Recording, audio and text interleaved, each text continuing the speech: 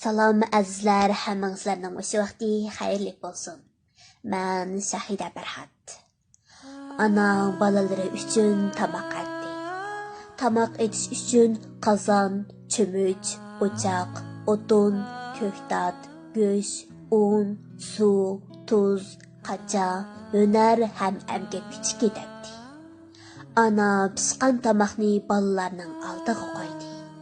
Cho'ng o'g'il tamoqchinisiga qarab, "Yana shu suyuq oshmi?" debla o'rnidan turib chiqib ketdi. O'tiranchi o'g'il, "Ana, go'shtni oz to'g'rabsan, chamg'urni ko'p to'g'rabsan, oshqa oshko'k solmabsan" deb so'zladi. Kichik o'g'il, "Qo'rsqim ajab oshdi" debla tamoq yeyishga boshladi. Eng kichik o'g'il opasiga qarab, "Jinim ana, tamoq atkichi qancha qiynalgansan, qo'rsqing qancha oshqandu, bizni boqaman deb jabo chekding. Ana, sen ishkidek osh bormi qozonda? Bo'lmasa ikkimiz tang ichayli" dedi. Bechara ana peshonasidagi terni surtib, bir qacha osh suyiga nonchilab yeyishga boshladi. Yillar o'tib, hamma farzand dada bo'ldi. Cho'ng o'g'il o'z bolasidan oshgan tamoqni yeyitib, onasi aytgan shu suyuq oshni eslab ko'zidan taramlab yosh to'kildi.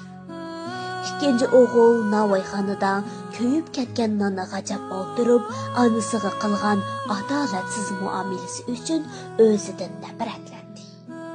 Kichik o'g'il bo'lsa, bolasi elib kelgan o'xshagan polovni ishtaha bilan yeyitib, "Rahmatli onam bo'lgan bo'lsa, bir yegan bo'lsam" deganlarni o'ylab, ko'ziga issiq yosh oldi.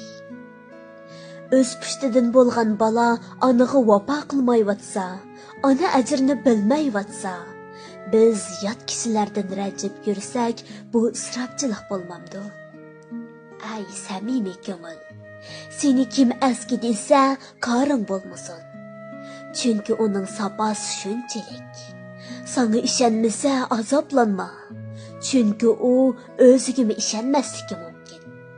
Sening qilgan ishingdan qusur topsa, beorom bo'lma.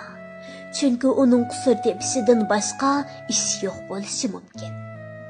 U balkim o'lishni o'ylamagan bo'lishi mumkin. Sen birsini qo'llayolmasang mayli, ammo ko'rmay turib uningga foydasiz ish qilma. Ko'nglimizni kang tutsak, uning dunyo sag'ar. Kishiga qilsang, o'zingga yanadi. Dunyo mehr muhabbat bilan go'zal. Ota-onalarimizning teni salomat bo'lsin.